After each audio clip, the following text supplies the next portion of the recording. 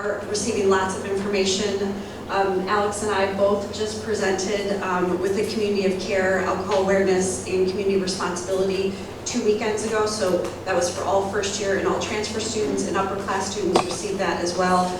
We are kind of coming out of this interesting time. COVID is still here. We have less panelists because of it, but it's obviously less than the impact is less than it's been over the last couple of years. So that's one thing we're noticing too, is that upper class students sometimes feel like they've missed out on some of the experiences of being on a college campus. So kind of navigating those things as well. So that's what we're going to talk about today. All right, I'd like to pass it on to Alex. Yeah, hi everyone. My name's Alex. I'm an undergraduate here. So, part of this panel, we wanted to have perspective from both the administrative and university side and from the undergraduate side. So I'm kind of here to hopefully provide a window into that. I am, a junior here at Vanderbilt. I'm studying a major called Human and Organizational Development, which is extremely popular on campus. Just has to do with working with people. And I'm also a double major in Spanish and Portuguese and a minor in business. And I'm involved on a few things on campus, so I do want to touch on what Catherine said about Vanderbilt Recovery Support. I'm a member of that. It's been really instrumental in helping me.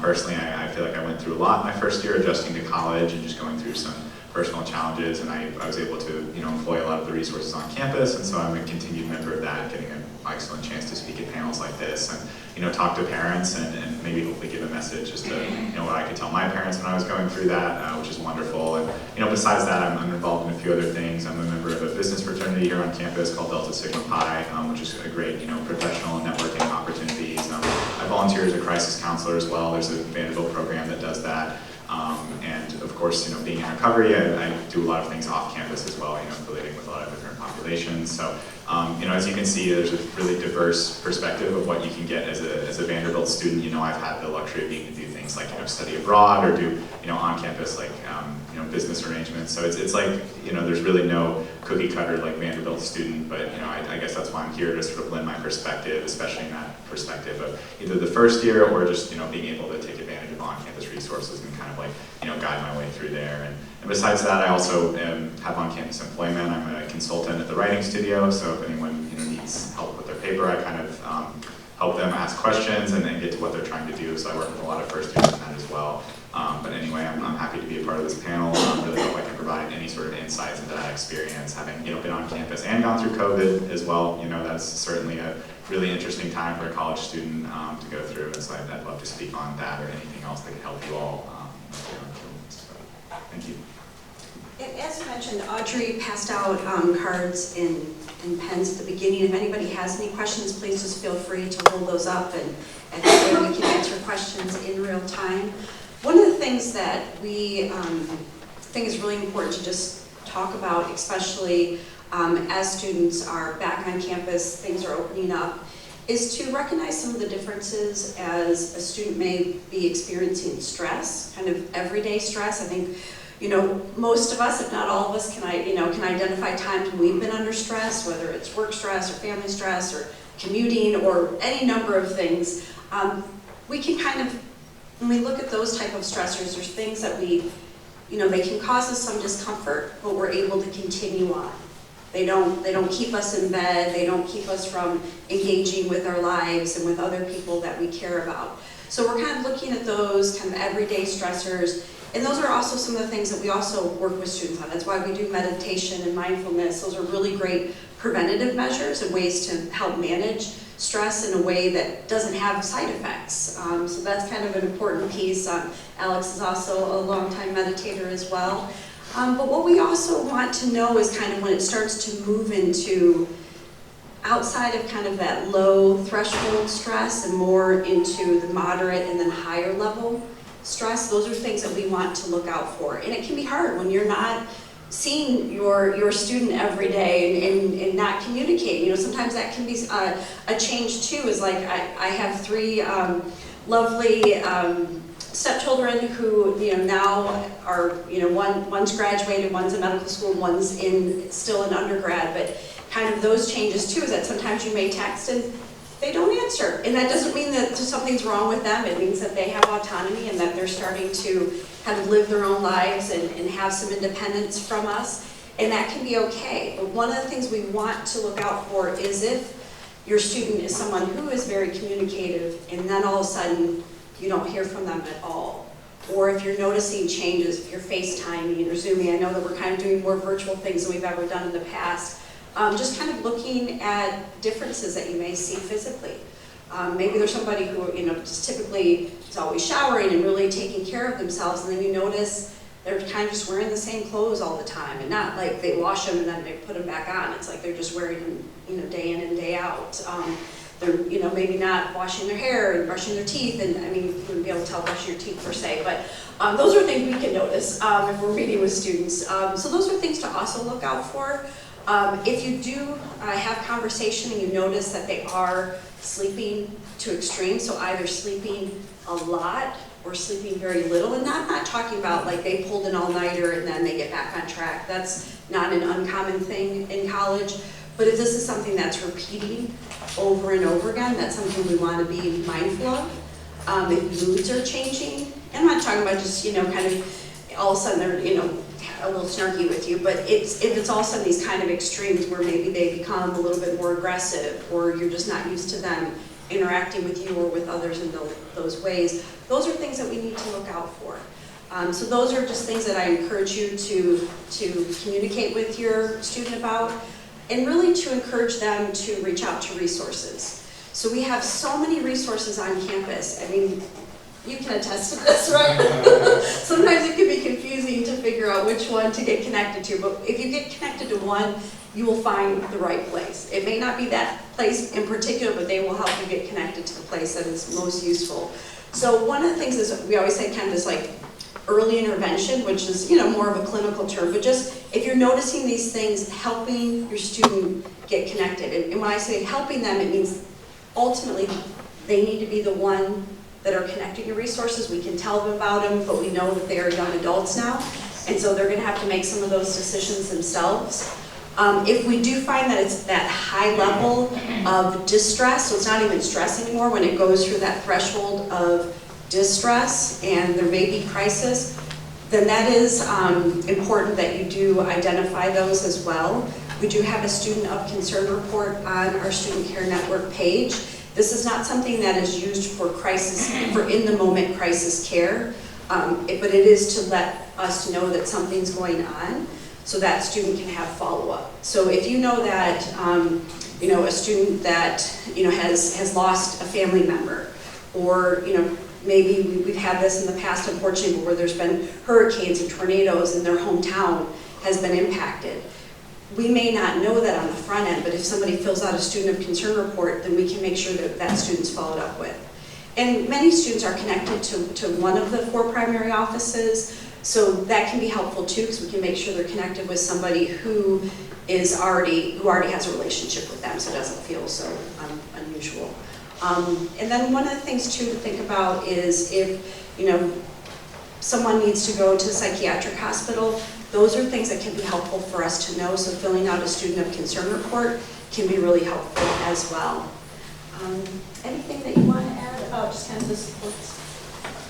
Yeah, so I mentioned this in my sort of introduction, but it's like highly individualized in terms of supports I use, constituting like Vanderbilt recovery support, which for me, struggling with a substance use disorder, also having that be in my family was a very interesting time in my life, and still is. But something like Vanderbilt recovery support was able to help me make that transition back to school and continue to be supported. The Center for Student Wellbeing. There's also counseling services which are offered by the university. So the beautiful thing is a lot of it is already included within the education that your kids are being provided. So it's a wonderful opportunity, and it can be hard to know like what to do or like what to reach out, and especially as your parents. Like my parents were wondering like what to get involved in, and there's this kind of interesting balancing act you do with providing your kids autonomy and also being able to like help support them in the best way you can. So yeah, it looks very individualized. But, I still use CSW services. Still use Vanderbilt recovery support services. There's a lot on campus. I've used the Office of Student Care Coordination to get connected. So I mean, there's certainly like a lot there, and I've even had, they don't even have to necessarily be formalized or like institutionalized. Ideally we hope to promote, kind of a culture at Vanderbilt where people are looking out for each other. I had my RA my freshman year when I was really going through a lot. He, really helped get me to resources and even connect with me things on campus. We're not just trying to be like, well, these are the only places you can go to, or these are the only people you can associate with. It's really designed to be, whatever is most conducive to the well-being of your students. So, and I found a lot of stuff on campus really helpful, a lot of things off campus really helpful. So, it's just trying to be very aware of that as a parent in that position. Yeah. And I think you brought up a good point as well. One of the things that may happen also to your student is they may be the person who has a roommate or who has a friend that's going through something. And so also, one, making sure that they have the support. That can also have secondary trauma, and that can also be difficult to deal with that as well. So even if it's not your student going through these things, but having that relationship and maybe helping someone, if somebody has, consumed so much alcohol that they've been sent to the emergency department, they may be the roommate who had to call for help. And so they may also want some support, and those are things that we can do. I see some sad faces, and unfortunately that is a reality on campus, and I think it's something that it's important that we talk about. When we did our presentation a couple weeks ago, one of the things that we encourage students to do is to have conversations with their family. And these, we really identify too, it doesn't have to be just biological families, because yes, there's a genetic component, but we also know kind of nurture and how someone is raised can either normalize alcohol consumption in a certain way. There's oftentimes a misconception, like I'm going to teach my student how to drink, I let them drink at home. But research has shown that typically when parents are drinking with students or individuals under the age of 21, they're actually more likely to high risk and binge drink when they're not around their family. So I think that's interesting, because I think that's surprising to a lot of people. But that is one thing that we see. I do alcohol assessments and cannabis assessments with students who either self-report, but more frequently they've gone through the student accountability process. And so our office is not punitive, it's really educational in nature, but that's one of the conversations that I hear a lot, is that students have been drinking with their parents since high school. And so it's very normalized, and so it's kind of confusing to them, like, well, why is this a problem? It's like, well, I mean, there's a couple of things. One, your brain's still developing. I think I'm a very pragmatic person, so I think it's important to just look at what's going on. We know the brain's still developing until about the age of 25. So just something to think about with that as well is that sometimes we can have, habituation. We know that substance use is really on a continuum. So we have students that are here that are living a substance-free lifestyle that also may be having a hard time connecting, because they feel like everybody drinks, but we know that there's at least 30% of the population that either doesn't drink at all or maybe drinks once or twice a year, but sometimes it's hard to connect with those folks. So that's something that we also do with coaching and help students learn strategies. Yes? Can you help our child find those? We spoke to our kid in the last couple of days, and we asked him, how's the social life? He said, really revolves around drinking, and it's not my thing. No, that's a great, so I would encourage your student. We actually have a smoothie party today, just so you all know, from 1:30 to 3 at the Center for Student Wellbeing, so bring your students with you. But the Center for Student Wellbeing is a great place. So individual coaching can help with kind of coming up with strategies, because there is a lot of events on campus that don't involve alcohol, but I know sometimes it can be confusing because it can seem like everything has alcohol, but that's not the reality, but it can feel that way. So definitely we can work with students, because I think that can be challenging to kind of come out of campus that is not dry. You're not a dry campus, so it's important to know that. And then as we're kind of talking about the different levels of support, so we have students who may be looking just for harm reduction. So what are, maybe they're a little concerned about their drinking and they want to reduce the amount of time and days that they drink, or the amount of the quantity. Those are also things that we can do in coaching as well. As we mentioned, we have Vanderbilt Recovery Support, which is a really great resource on campus. We have weekly meetings. We also have VRS Pride, which is twice a month. We have monthly seminars, which are really incredible. So a lot of ways to community build in sober spaces. We have the Vanderbilt Recovery Support Lounge within the Center for Student Wellbeing, and students who are members have access to that space. In a typical year, it'd be 24/7, but right now it is from 7 to 11. We want to make sure folks aren't sleeping over at the CSW.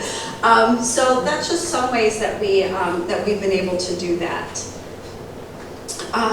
So just kind of knowing the different supports that we have. Okay. So with, yes, great question.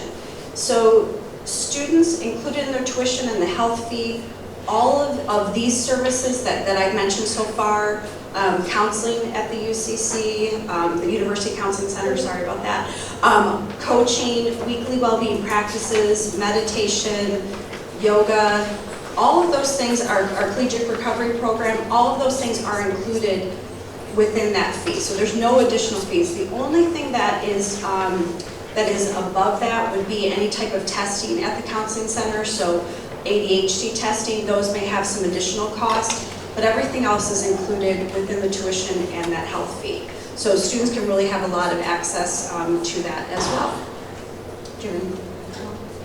Ooh, this is oh, go ahead, sorry.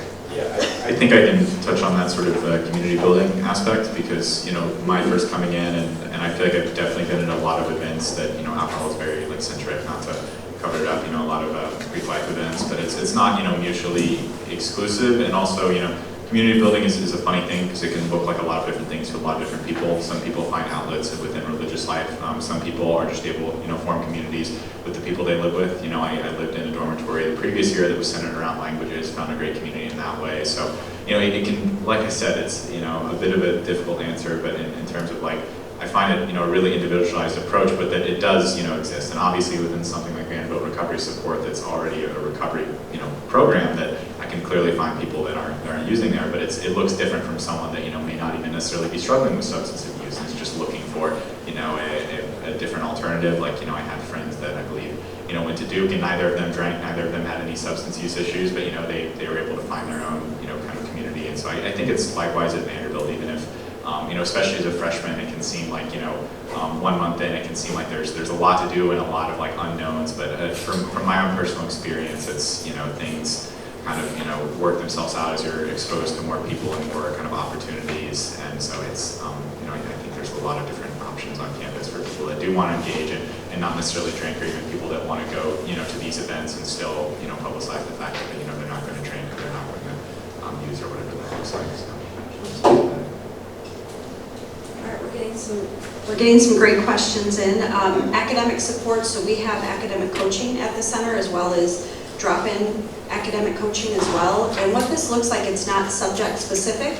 It is to help learn strategies and skills in order to be able to be a more effective student. Oftentimes too, we have students, especially during midterm, I'm sure you can relate to this, and final exams where there are a lot of exams either at the same, on the same day or very close. And so the great thing is with academic coaching, it can help students to plan. So time management is also a really big piece of academic support.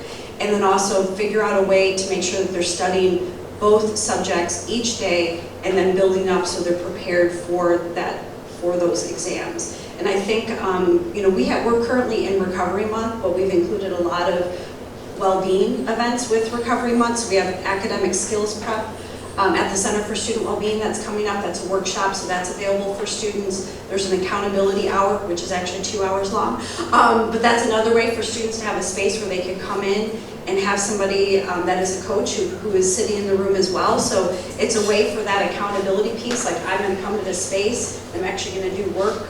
So I think those are really important. There's also tutoring on a variety of subjects. I don't know if you have any kind of knowledge or experience about that, but I know many specific subjects have tutoring for those subjects as well. Also, we encourage students to talk to the professors before something comes up, just to kind of establish that relationship, establish that rapport, and then if there is any confusion about subject matters, we know, calculus and chem, those are always the two big ones that are really challenging. Typically for students, so those are ways to just making sure they're being proactive.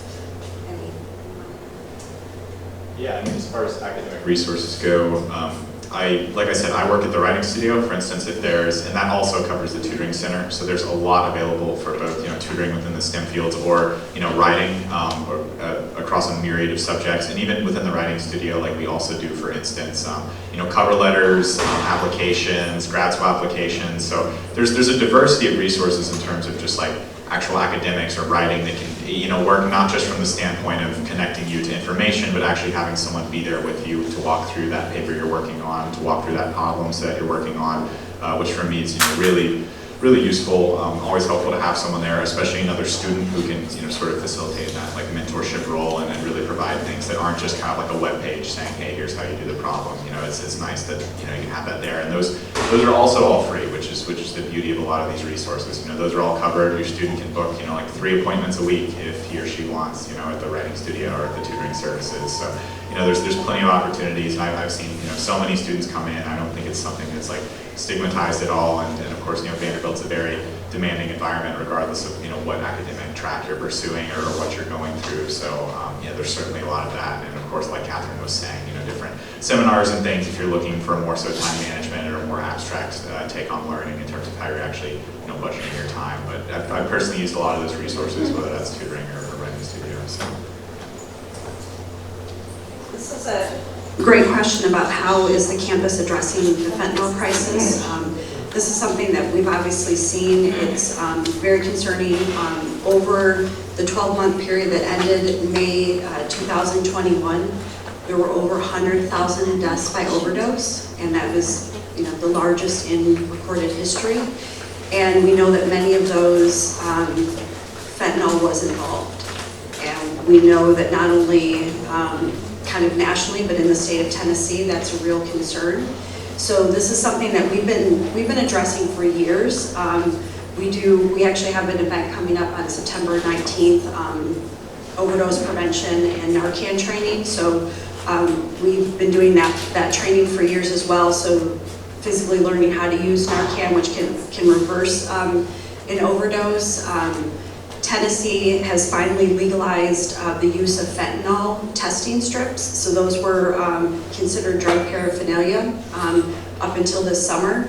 And so now we are able to provide those for students as well. And we look at this as a harm reduction technique. So it really is, if somebody is going to use, we want to make sure that they understand and at least are trying to test the medication, not the medication, but the drugs that they're going to use. To make sure that they do not have fentanyl, because that is a concern. And I think when we talk about stress management and coping skills, that's really a piece of it. That's one thing that we see, especially with really students that are perfectionists and students that are really ambitious and have a lot of things that they want to do in life. Sometimes the coping mechanisms may not have been developed yet, because in high school, and you can probably relate to this, it's like for a lot of our students, high school was pretty easy. They really didn't have to study that much, or they worked really hard so they could get into a school like Vanderbilt, but sometimes those same skill sets actually can be detrimental once they're here. So now it's about learning different skill sets and how to create more harmony in life and be able to do lots of things. And maybe the A, and this may make you mad, but maybe the A is a B, and it's okay because their mental health is in a much better place than if they tried to get an A in a course that was really, really rigorous and really demanding, where they just felt like they didn't have the time and space to be able to devote specifically to that. So part of what we're doing with this entire Center for Student Wellbeing and our Student Care Network is to be able to help students develop some of those skills so they're less likely to access alcohol and other drugs as a means of stress management. We know that short term, sure, it might feel good, but then ultimately there are a lot of other things that come with it. I mean, especially marijuana is legal in the state of Tennessee, although in Nashville there's a little bit higher potency that that people can use. But in the state of Tennessee, it's illegal, but people just have more access to it. So a lot of times there's a misconception of, oh, I'll do this, it chills me out, but we also know that it can cause anxiety. We also know that it can unlock latent mental health concerns. There can be psychosis. And it can also kind of create this cycle where someone feels more relaxed and then ultimately becomes more anxious. And so it kind of creates this cycle. So those are things also to just be mindful of. Asking questions. I know sometimes those can be difficult to ask, you know, especially as, you know, you have young adults that are on campus, but kind of talking to them about the culture, about, you know, what their experiences have been.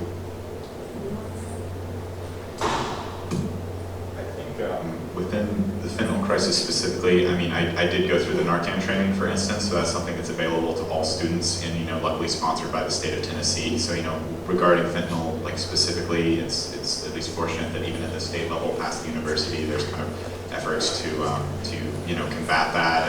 And I think the university, of course, you know, has a lot of awareness campaigns on things like prescription medication, and, you know, we've passed out, like, you know, kind of like locks for students if they do have medication that could potentially be, you know, used or abused by someone else. So, and, you know, I mean, someone who has, you know, substance use disorder and also has that, you know, genetically within my family, you know, it's something that I, you know, am definitely a bit more aware of than you know, most students. But I think the fortunate thing is that, you know, people have a lot of those resources available, like here on campus, to actually, like, you know, find the support they're needed. And I think, you know, Vanderbilt, luckily, you know, is so close to the med center, and you know, has its you know, a very robust network of not just, you know, mental health aspects, but also, you know, physical, like clinical health, psychiatric health, which is, you know, really nice that Vanderbilt has that affiliation. It's not just like an independent university. And I think that's a great point, is talking about addressing mental health concerns. We know that college age is oftentimes when they begin to express themselves. So it may be different than you've seen when your student was in high school, and now they may be expressing things differently when they're in college. So those are things to be mindful of as well, because sometimes people will self-medicate if it's depression or anxiety or things like that, because they just don't really know what's going on. So there are ways, like Alex mentioned, there's just a lot of resources. We're really close to a lot of, not just Vanderbilt University Medical Center, but also there's many other hospitals and there's great treatment centers. There's just there's intensive outpatient. Nashville has a very rich treatment community, and for a variety of different things. And I think helping to remove the stigma, so I think that's why conversation is really important. It's really important to talk about those things as well. Does anyone else have any other questions they wanted to ask today? We had some really great ones. I think those are really important. Mm-hmm. To this gentleman, you know, you seem like a very composed, sort of, you know, outgoing, willing to invest in yourself kind of person. And you credited your RA for getting you into what you needed to get into. If that RA wasn't existing, I kind of feel like you would have fought it anyway. What about someone who's not like you? Who might be more introverted or not able to express themselves like you? Do they need an RA to get in there, or? Well, first off, I want to say I appreciate you framing me in that light. It's very considerate of you, and you know, kind of speaking to my personal experience, that I, you know, it seems like I'm, you know, very involved, but truthfully, I'm a fairly, like, introverted individual, in all honesty, and especially during my first year. And you know, the truth be told with my RA is, for instance, he kind of got me there, but I almost, like, kind of shrugged it off in a way. Like, I almost didn't even disclose to my parents that, quite frankly, like, I had a psychotic break my first year, and that was, you know, a lot to go through, and I didn't really know what exactly was going on. But, you know, that's, and of course, is not the case for everybody, and not at all trying to fearmonger. But for me, it took, you know, time and energy, and even, and ultimately what was there is kind of my parents. So this kind of comes back to you, is my parents were kind of the ones that helped to, like check in on me and did notice those things. And ultimately I did, you know, take some time off to really work on myself. And I'm fortunate that I had that capability, and that I had a family member who was there to, like, you know, support me. And then, like, coming back on campus, because I know a lot of that is, like, how is, you know, your kid going to connect to, like, the broader campus. You know, I started, you know, things kind of unfolded like gradually and you know, bit by bit. But I'm, you know, and I'm certainly, you know, I like being around people, but I'm not, like, you know, I'm not like a party animal, and, like, alcohol wasn't my thing, really. It wasn't like I was never a Greek life guy, like, running around doing all this stuff. So, but just to, like, kind of emphasize your point, you know, what would that be like for, you know, someone that maybe didn't have that experience with my RA? Because that was still instrumental in helping a lot. But, you know, it was like my parents were there, and then even, you know, I had one or two, like, friends, and, like, even then, like, I was still, like, very shy and not really into campus culture yet. And even still, I'm a little bit, being in recovery, I'm a little bit somewhat in my own sphere. But I feel more comfortable now. But I did have, you know, like one or two, you know, people that families to help get me there and my parents. So, you know, just the reassurance that you don't have to go through a formally institutionalized like recovery resource support to get the help you need, and that, you know, ultimately, you know, they're even when I thought there were people that didn't really care that I was in my own world, that they're kind of were, like just even if it was just a few, especially my parents. So, I hope that answered your question. I think it's very telling that you all are here today, because this is, you know, really what's important is kind of getting that information, knowing what resources are available, but also knowing that you are here because you care and love your student and you want to support them as well. One of the things that we see very frequently is really that the whole idea of perfectionism and how that can play out. And that's one of the things that I was talking about, where that helped many of our students to get to campus. And I work a lot with the law school students. It's like, I understand that certain skill sets were needed in order to achieve what you wanted to achieve. But once you're here, how do you navigate that? Because the reality is, perfection is a moment. It's not a person. It's not an entirety. It's a moment where something can be perfect, and every single thing can't be perfect. So how do we look at that? How do we navigate? You know, we talk a lot about kind of how failure can really be a great way to learn, but it doesn't feel very good. You know, we have a lot of folks who really want to win. We have, you know, people who have been at the top of their class, and when you're at a school where everybody's from the top of their class, you can't be at the top of your class anymore. I mean, a few people can, but not the majority. So how do we navigate those things, and how do we have those discussions? So I think as parents too, that's one way that you can also help support your student is having those discussions, and that, okay, if they're really disappointed in a B, okay, you know, were there things that you could have done a little differently, but not trying to berate them, because oftentimes our students have enough stress on themselves. I think that's really important, is that students want to succeed and want to do the best that they can. But even if a student, you know, we have lots of students who, not lots, but we have students who may need to take a medical leave of absence or something like that. And just making sure that they have the support that they need while they're gone, and then when they come back, they're able to really focus in on the things that are important. I think prioritizing is really necessary. You can talk also as a student. We have students who want to be the president of everything. I don't know if this is any of your students, but kind of having those discussions too. What are the things that are most important to you, and how do you prioritize them? Because oftentimes, if you want to be involved in everything, then maybe nothing's really being done very well.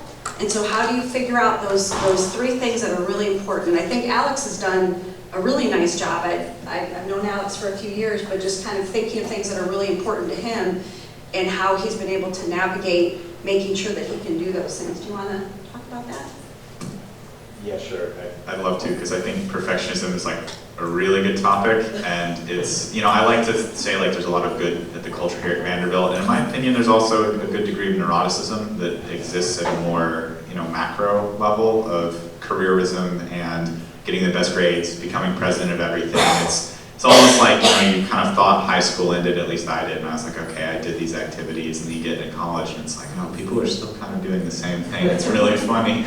But you know, and that's still something that I like work with is like, you know, what does that mean to me, and to kind of try and find, you know, what matters to me, and not just kind of doing things, you know, for the sake of doing it. And there's a lot of like balance that goes into that. There's a lot of things that not even like an acceptance of like, oh, you know, I'll never be that good, but that I think it's like Malcolm Gladwell is the one who had the big fish and the small pond. I think that's where the name of this whole seminar came from. But I loved his, because my mom was ultimately the one that told me about that. So there again, going back to my parents. But about, you know, there's students that are like really high achievers, and you know, you kind of talked about big fish in a big pond, which is kind of what it's like, you know, being in Vanderbilt. And then there can be this totally existing like you know, here you have a student at the upper echelon of college students with regards to, you know, like intellectual achievement, and still it can feel like this kind of never-ending like circle. And I think Malcolm Gladwell within his research kind of discovered that, you know, you took those same style students and you put them in like a more like mid-side or like, you know, middle of the pack institution, and that they were in a way like happier, which is funny, you know, not trying to knock Vanderbilt at all. There's a lot of great resources here, but I think that speaks to the idea of perfectionism. And then when you're at, you know, like if you it's like if you threw a bunch of you know, PhD physicists in the same room, and you were saying like, oh, well, which one of you is like the dumbest one in here, and it's like it wouldn't exactly translate, you know. I mean, that's an absurd example and just a random criteria, but I think it's that same idea. Is you have a lot of like smart students here, and then there's also this, you know, strange thing of like, you know, competition sometimes, but luckily I do feel like Vanderbilt is at least like collaborative. Like